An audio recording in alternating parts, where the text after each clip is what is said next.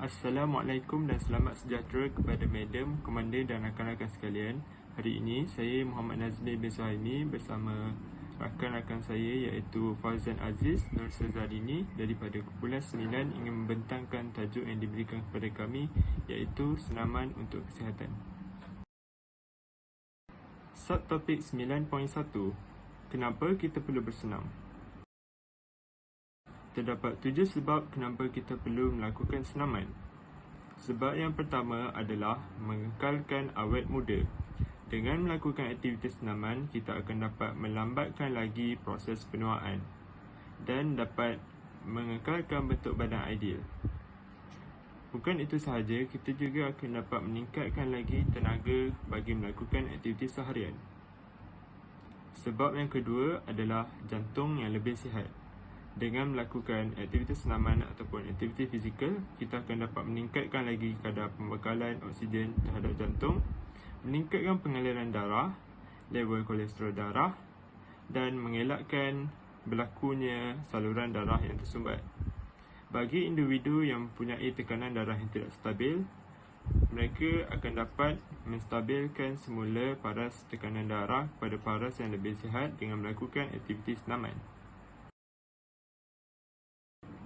Sebab yang ketiga adalah mengurangkan risiko penyakit kanser.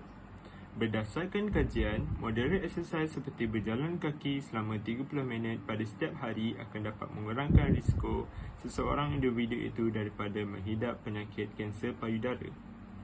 Individu yang aktif akan dapat mengurangkan risiko mereka daripada menghidap penyakit kanser usus ataupun kanser perut. Sebab yang keempat adalah tulang yang lebih kuat. Dengan melakukan senaman yang melibatkan beban iaitu strength training selama 2 atau 3 kali dalam masa seminggu akan dapat meningkatkan ketumpatan tulang, mengurangkan kecederaan dan dapat menguatkan lagi tulang seorang individu itu. Sebab yang kelima adalah tidur yang lebih lena. Dengan melakukan aktiviti fizikal ataupun aktiviti senaman, seorang individu itu akan dapat mengurangkan stres ataupun tension di dalam diri mereka. Dengan ini, mereka akan dapat tidur yang lebih nyenyak dan bangun dengan keadaan yang lebih segar. Sebab yang keenam adalah memberikan kegembiraan. Menurut kajian jurnal The Lancet, individu yang bersenam mempunyai 35 hari emosi tidak baik, manakala individu yang tidak bersenam mempunyai 18 hari lebih daripada itu. Individu yang bersenam juga lebih gembira berbanding individu yang tidak bersenam, walaupun mereka mempunyai masalah kewangan yang tidak stabil. Sebab yang ketujuh adalah meningkatkan tenaga. Dengan melakukan senaman ataupun aktiviti fizikal, kita bukan sahaja dapat mengurangkan berat badan dan mengekalkan bentuk badan yang ideal, malah mengikut kajian, seorang individu yang melakukan aktiviti senaman mempunyai tenaga yang lebih banyak berbanding individu yang tidak melakukan aktiviti senaman. Dan individu yang tidak melakukan aktiviti senaman akan kepenatan lebih cepat. Seterusnya, saya akan membentangkan mengenai jenis senaman yang selamat. Terdapat 5 jenis senaman yang selamat dan boleh dimanfaatkan untuk aktiviti kesihatan atau riadah, iaitu senaman isometrik, senaman isotonik, senaman isokinetik, senaman aerobik dan senaman anaerobik. Yang pertama adalah senaman isometrik. Senaman isometrik hanyalah untuk menegangkan otot selama 5 hingga 10 saat sambil menghentikan sedutan nafas. Contohnya, gerakan menolak dinding dengan sekuat tenaga sambil memanjangkan semua otot. Senaman ini menyumbang kepada kekuatan otot, ketahanan otot dan jantung, serta sistem peredaran darah. Contoh senaman lain bagi senaman isometrik adalah wall sit dan plank. Yang kedua adalah senaman isotonik. Senaman isotonik menggerakkan otot yang menegang atau mengecut. Contohnya, senaman angkat berat, sit up, berlari, berjogging, berenang, berbasikal, dan push up. Dalam melakukan aktiviti senaman-senaman ini, perlu melakukannya secara berperingkat untuk menghasilkan otot yang tahan dan kekuatannya harus dibina dahulu. Contohnya, dalam melakukan sit-up bermula dari 5 kali setelah 3 kali bersenam, kemudian berpindah kepada 10 dan sebagainya. Senaman ini dapat meningkatkan kekuatan otot, ketahanan, kelenturannya, dan ketahanan jantung. Yang ketiga adalah senaman isokinetik. Senaman isokinetik adalah jenis senaman yang melibatkan mesin khusus. Sebagai contoh, menggunakan mesin seperti treadmill dan lakukan 30 hingga 60 menit setiap sesi. Kita juga boleh meningkatkan kadar dan jangka masa. Disarankan agar bersenam sekurang-kurangnya 3 hari seminggu dengan rehat 1 atau 2 hari di antara latihan. Senaman isokinetik membolehkan otot mendapat kekuatan secara konsisten sepanjang pergerakan. Yang keempat adalah senaman aerobik. Senaman aerobik adalah melakukan senaman dengan menggunakan oksigen yang disedot sepenuhnya dari peparu dalam tempoh masa tertentu. Maksudnya, senaman adalah yang dilakukan berterusan tanpa henti selama 15 hingga 30 menit. Contohnya, menari aerobik, mengayuh basikal dengan kayuhan tetap, berenang dengan jarak tertentu atau berjalan laju. Senaman ini dapat membantu mengendurkan dinding saluran darah, merendahkan tekanan darah, membakar lemak dalam badan, merendahkan kadar gula dalam darah, dan mengurangkan inflamasi. Dan yang kelima adalah senaman anaerobik. Senaman anaerobik dilakukan sehingga menghabiskan simpanan oksigen dalam badan dan tenaga terhasil melalui simpanan bukan oksigen. Tahap ini dicapai apabila senaman yang dilakukan menghasilkan semput dan sesak nafas. Contohnya, angkat berat atau lari pecut yang melibatkan pembakaran kalori dengan pantas. Ia dilakukan dengan tenaga maksimum pada masa yang singkat. Faedahnya ialah menguatkan tulang, membakar lemak, dan meningkatkan stamina untuk aktiviti harian seperti mendaki, menari, dan bermain dengan anak-anak. In order to do a wall sit, start off with your heels, your butt, your upper back, and your head flat against a wall, and then step your feet out one big step away from the wall. Make sure your toes are pointed about 45 degrees outward and are roughly shoulder width apart. Then slide down the wall like I just did until your thighs are about parallel to the floor. At this point, you're just going to hold the position and you should feel a nice muscle contraction in the quadriceps on the front or top of the thighs as well as in the glutes. Hold this position for as long as you can, making sure to continue breathing. All right, that's important. A lot of times in isometric exercises, we forget to breathe. We hold our breath. You don't want to do that. On all the exercises I show you in this video, make sure you continue breathing. If you can't stand up at the end, what you can do is lean forward, and that will decrease the resistance, and then you can stand up out of the squat. We're going to perform a sit-up. Okay, so to start with the technique, we need to make sure we bend the knees so the feet are flat on the floor. Okay, then the fingertips are going to come onto the temples, the elbows nice and wide, and then we're just going to lift the chest up, bringing the elbows in just so they come up and hover the thighs. Okay, so lift up and then we just lower down. That's good, well done.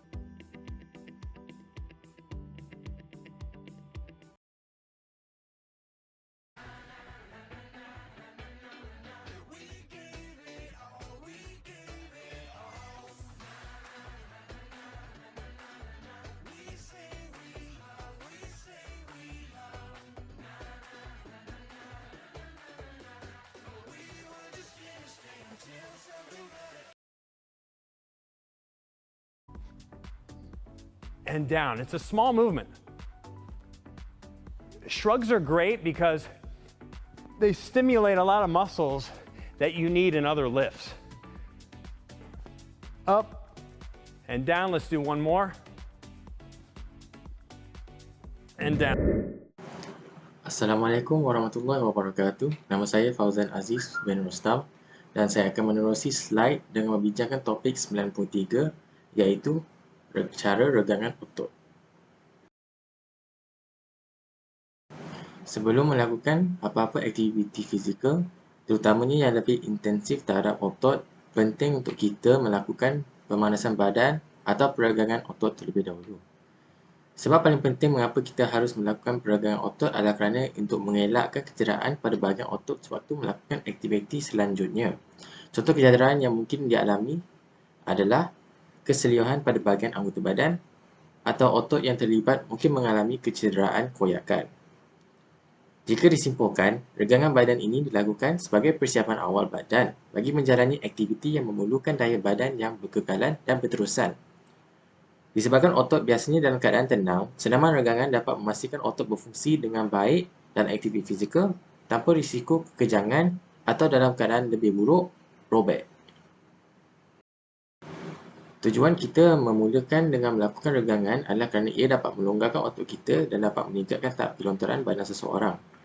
Regangan biasanya dilakukan dalam kehidupan seharian di mana sesiapa sahaja boleh melakukannya, tidak kira umur atau pengalaman. Mengikut kefahaman, fleksibiliti badan yang bagus sukar untuk dicapai dan boleh memakan masa yang lama. Tetapi dengan melakukan asas terasnya dengan kadar yang kerap, lama-kelamaan fleksibiliti badan boleh diperbaiki.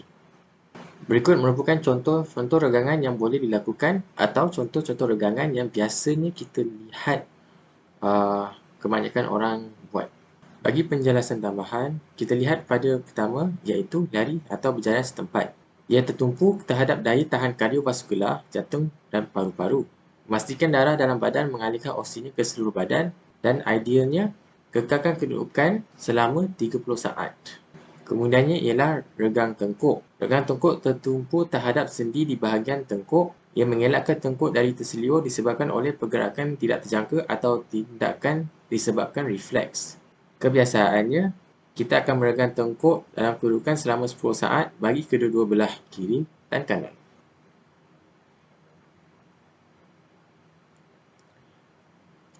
Kemudian ialah regang bahu. Regang bahu tertumpu pada bahagian otot sendi bahu. Baiknya menahan selama 10 saat. Kemudiannya ialah menolak bumbung. Meregangkan otot-otot badan yang mungkin tidak terlibat dalam proses regangan. Biasanya dilakukan selepas bangun tidur atau selepas berbaring selama tempoh masa yang lama. Seperti namanya, kita menolakkan tangan ke arah bumbung dengan menggunakan sedikit tekanan untuk mengembangkan otot-otot. Sebaiknya, posisi patut ditahan selama 10 saat dan ulangi sebanyak 2 hingga 3 kali. Kemudiannya ialah gerakan lunge. Tumpukan tekanan kepada bahagian betis, tahankan posisi selama 5 hingga 10 saat. Akhir sekali ialah rehatkan badan atau rehatkan diri. Langkah ini dilakukan selepas tamatnya regang badan. Sewaktu meregang badan, suhu badan akan meningkat. Sebab itu, kita menyejukkan badan dengan menarik hembus nafas. Sekiranya tidak merehatkan diri, badan mungkin mudah letih atau otot mungkin mengetat semula. Faedah kita melakukan regangan otot termasuk memastikan sendi-sendi bergerak tanpa rintangan, mengelakkan kecederaan kepada ligamen, otot dan tendon, mempercepatkan peredaran darah ke seluruh badan, melancarkan pergerakan maksima, mempercepatkan proses perkumuhan badan dan mengekalkan kelembutan badan. Sekarang kita lihat kepada cara pemakaian sukan. Dalam satu topik ini, kita akan lihat pada pemilihan pemakaian sukan yang sesuai. Selalunya, semasa hendak memilih pakaian sukan, hendaklah mengambil kira beberapa faktor seperti reka bentuk, keselesaan, jenis fabrik dan pemakaian kasut. Kita lihat dahulu kepada reka bentuk pemakaian. Reka bentuk pemakaian merujuk kepada ciri-ciri pada pemakaian yang dikehendaki pemakaiannya. Kebiasaannya, ciri-ciri tersebut tidak memberi kesan terhadap prestasi keseluruhan semasa melakukan aktiviti sukan. Seperti contohnya, bagi lelaki mungkin ada yang inginnya seluar poket supaya dapat menyimpan barangan dan elak daripadanya hilang. Dan bagi perempuan Muslim pula, mereka mungkin akan mengambil pakaian yang menutup aurat seperti memakai tudung. Seterusnya adalah keselesaan. Keselesaan merupakan aspek yang paling dititik beratkan dalam pemilihan pemakaian. Tujuannya adalah kerana ia dapat memastikan kita dapat menjalankan aktiviti senaman dengan selesa dan dalam tempoh masa yang lama. Pakaian hendaklah tidak terlalu longgar atau terlalu ketat. Sekiranya terlalu ketat, peredaran darah mungkin terhalang, manakala pemakaian yang terlalu longgar akan melambatkan pergerakan. Pakaian yang terlalu longgar juga berisiko terhadap pemakaiannya seperti mudah tersangkut pada alatan sukan. Kemudian, kita lihat kepada jenis fabrik. Semasa sedang bersenam, tentunya kita akan banyak berpeluh. Sebab itu, fabrik pakaian hendaklah bagus dalam menyerap peluh. Kain jenis kapas disarankan kerana ia paling efektif dalam menyerap air. Selain mengutamakan fabrik kapas, fabrik yang memudahkan pengaliran udara juga penting. Selain itu, pengaliran udara yang bagus juga dapat mengurangkan risiko diri daripada terkena strok haba. Akhir sekali adalah pemakaian kasut. Bergantung pada jenis aktiviti, pemilihan kasut yang sesuai perlu dipertimbangkan. Kasut dapat memberi perlindungan tambahan kepada bahagian kaki daripada memakai selipar. Sebagai contoh, pemain badminton memerlukan pemainnya untuk lantas bergerak sekeliling gelanggang yang licin. Oleh itu, pemain disarankan untuk memakai kasut agar mudah bergerak tanpa risau tergelincir. Terdapat juga sebuah jenis kasut di mana kawasan tapaknya dibuat daripada master foam, iaitu sejenis bahan yang efektif dalam penyerapan impak semasa berlari. Seterusnya kita lihat kepada jenis-jenis regangan. Terdapat dua jenis regangan yang biasa dilakukan iaitu regangan statik dan regangan dinamik. Kita lihat dahulu kepada regangan statik. Regangan statik melibatkan peregangan otot anda sehingga tidak terlalu menyakitkan. Kebiasaannya, takat adalah sehingga anda merasa kurang selesa. Contoh regangan statik ialah peregangan hamstring yang duduk. Dalam bentuk mudah, peregangan statik dilakukan bagi menambahkan kelontaran badan sedikit demi sedikit dalam jangka masa yang lama. Seterusnya kita lihat pada regangan dinamik. Regangan dinamik lebih intensif daripada regangan statik dan biasanya dilakukan oleh para atlet. Pergerakannya dilakukan berulang-ulang berbanding dipegang untuk satu tempoh masa. Tujuan dilakukan adalah untuk mengelakkan risiko kecederaan semasa permainan sukan. Contoh yang boleh kita ambil ialah regangan lunge. Subtopik seterusnya adalah subtopik 9.4 peraturan senaman. Terdapat beberapa peraturan senaman yang harus diketahui dan dipraktikkan sebelum, semasa dan selepas melakukan apa-apa senaman ataupun aktiviti fizikal. Antaranya ialah senaman yang dilakukan hendaklah dilakukan dengan teknik ataupun cara yang betul. Malah, individu yang melakukan senaman tersebut hendaklah fokus dan tidak melakukannya dengan sambil lewa. Seterusnya adalah jangan melakukan apa-apa senaman jika kondisi badan tidak mengizinkan ataupun tidak sihat. Ia kerana dengan melakukan senaman ketika kondisi badan tidak sihat dapat melambatkan proses penyembuhan badan. Yang ketiga adalah sebelum melakukan senaman, perlulah memanaskan badan iaitu warm up dan setelah melakukan senaman atau aktiviti fizikal, haruslah melakukan penunjukan badan iaitu cool down. Ini kerana bagi mengurangkan risiko kecederaan seperti kekejangan otot.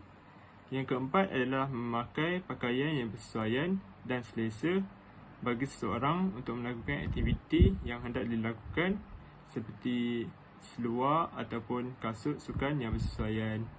Yang terakhir sekali adalah hendaklah mengetahui tahap kemampuan diri lebih-lebih lagi ketika melakukan aktiviti melibatkan beban ataupun pemberat. Ini kerana aktiviti tersebut berisiko tinggi untuk mengakibatkan kecederaan yang serius kepada mana-mana individu. Berikut merupakan sumber rujukan daripada kumpulan kami.